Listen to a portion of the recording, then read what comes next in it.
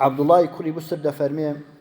أن رجلا قال يا رسول الله صلى الله عليه وسلم إن شرائع الإسلام قد كثرت علي فأخبرني بشيء أتشبث به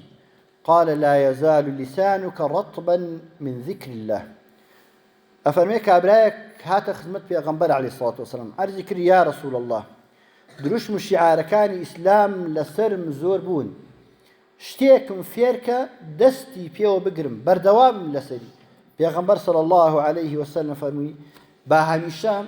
زمانت پاراو بێ بە زیکر و یادی خوای گەورە ئەم کابرایە هات یا رسول الله ئەو هەموو سنەتانم پێ ناکرێت فەرزەکان وەکو خۆی پێ دەکرێت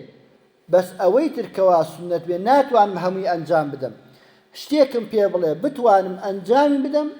کە لێنی ئەوانە بۆ پڕکاتەوە فەرمووی با بەردەوام زمانت پاراو بێ بە زیکری خوای گەورە